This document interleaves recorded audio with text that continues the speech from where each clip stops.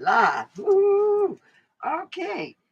We're going to be talking about my grandfather on my mom's side. All right. He was a badass Baptist preacher over in Kansas and he had a huge congregation. Went and had the building built. They went years under money so they can have this big old church built. They were so excited. They sent my dad and mom and my brother and me, and we went out there. He was a really big ass preacher. So he had this whole thing where you would go up there, I would go up there as his granddaughter and say, yes, I see, go.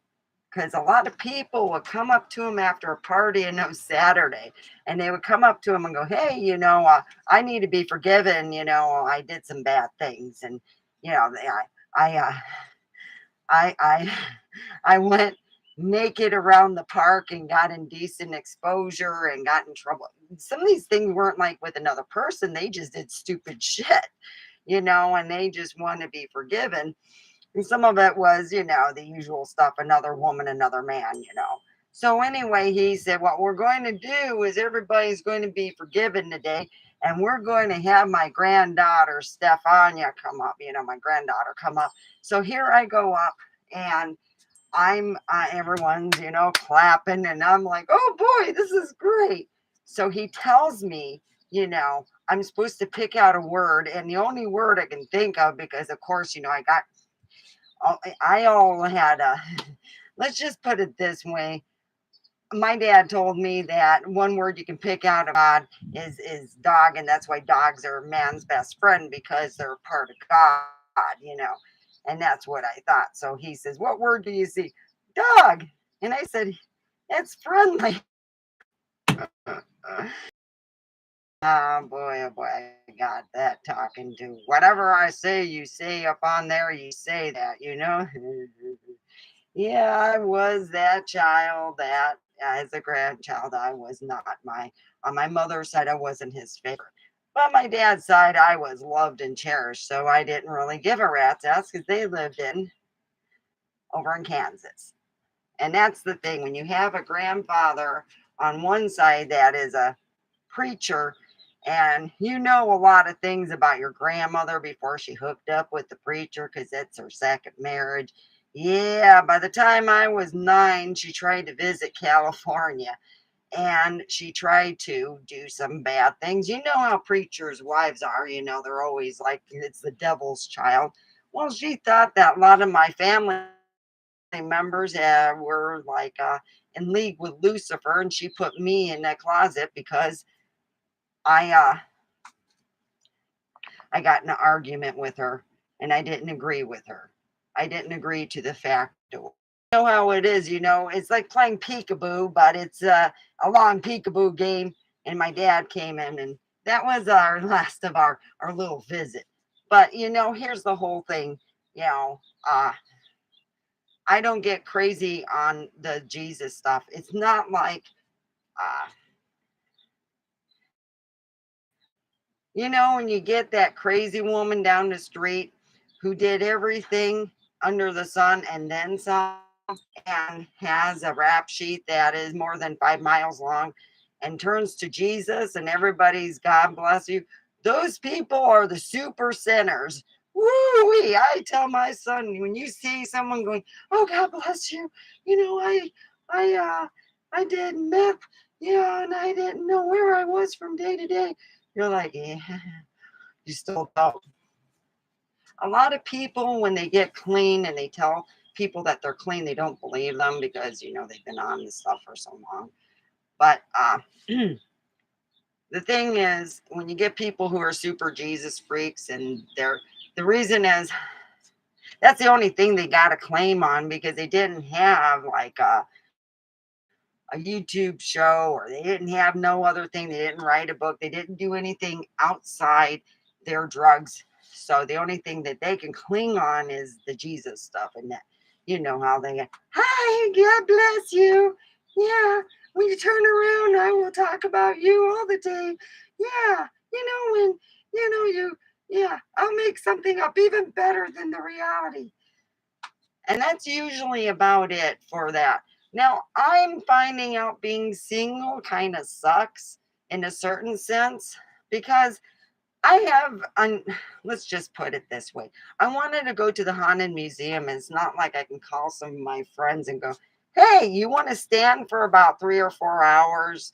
I know you've had back, most of my friends have had back surgeries and stuff. They can't stand for more than 2 hours, if that. They have jobs that acquire what they have. So most of my friends can't do the things I can do. So I end up doing them alone, which you all know is just, yeah, it's a pain. And let me tell you my story. I go to the Haunted Museum because I've been wanting the reality job. It's a reality job within the museum. You don't work at the museum. You pretty much work as one of the crew members on their filming crew. You all know what I'm talking about. Yeah, that's what I've been trying to get into, but it has not been any good luck.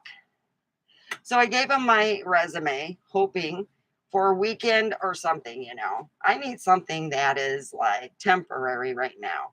But anyhow, let's go on with the story. I fill everything out and I find out that I can pay a certain, I may resident, so I get to save a little money, and I'm like, woohoo! Now, mind you, I everyone else paid, and I forget to pay because I'm all taking pictures and trying to turn my freaking fucking phone off, and finally I get down and we pay the thing, and I go, oh no, I don't want to pay for the extra stuff because look, I just don't got the money for that. I only have a certain amount of set money when I do go out, so I can at least enjoy one weekend because it's not like I'm having a guy take me out, I wish. So anyhow, I go and I pay the thing and I'm like, okay, we go through everything. It's really impressive, the Haunted Museum, Zach Baggins Haunted Museum. But they have, if you pay another $60, you get much more, is what they said. And you do, but I just couldn't afford that, even if my resident discount. Because I don't know how they change each day or whatever, resident discounts can change per place in Vegas. So you take it as that. Anyway, I'm going there and they go, single, single. Yep, me. The only person that's single. Everyone else, two ladies together, two guys together. You got couples. Me, I look like the famous ad out. Oh boy. So we go through all the rooms that are really, haunted. And I do believe so because I saying a lot of prayers. Oh, Jesus Christ, don't just mighty smite me right now. I swear I'll be good. Just let me leave here without bringing something home. So I get to the last room, which is the rocking chair. Let me all tell you this. That shit is real. Oh fuck. I'm like, I let my guard down. Mind you, I'm the only person that's a single person, you all know, over in the Haunted Museum. So I let my guard down and I'm like, well, wouldn't that be nice if I could just borrow that for the weekend and say, hey, X, sit down in that. Yeah, you cost me a lot in my divorce. Sit down and yeah, I'll get you something. It'll be your last. Oh, yeah. Yeah, I would love to do that. And when I was thinking those naughty little thoughts, yeah, my chest was getting tight and warm and not a good way. And I'm going, okay, let's find stage left, leave, because now I do not feel good. So I'm looking over and there's this big refrigerator guy. A cute couple is was like, okay, all right, I gotta get out. This is no joke. So I'm like looking. I remember telling him, dude, I need to get out. I'm not asking you out on a date.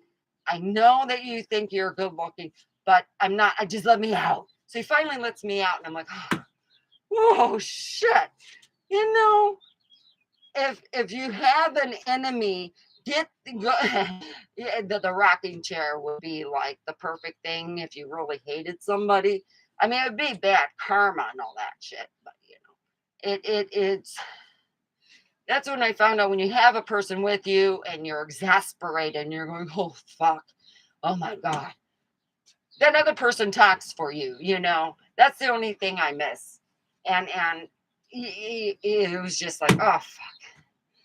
So I'm now at this moment exasperated and realizing that I am really learning a lot about myself. Number one, do not let your happiness of wishing an ex a husband on something, because damn right those little ghosts or those little bad spirits, oh, they're going to be having a party. Want to have a happy, a fun day Sunday. My grandfather was a very pious man. He's very religious on my mom's side, and I'm like, yeah, well, not in my dad's family, no. So I didn't do well in their little whatever. My dad didn't have me after my family had, altercations and stuff. Because, like I said, I rather not see my grandmother again on my mom's side. My sister was her favorite. She, like I said, uh, my grandma sucked my sister's farts like they were prime shit. Just big old straw right by the bum, just suck it all out. So just have a fun day Sunday. Go out and, before it gets too fucking hot, and you're sweating everywhere, go out on a trail, and if you can, give a little money down there. If I ever fucking remember to put the thing to give money to my PayPal account, that'd be all cool. I could do with a couple bucks. So, as I said before, have a good fun day Sunday and don't get in trouble. And I am out and about. Bye.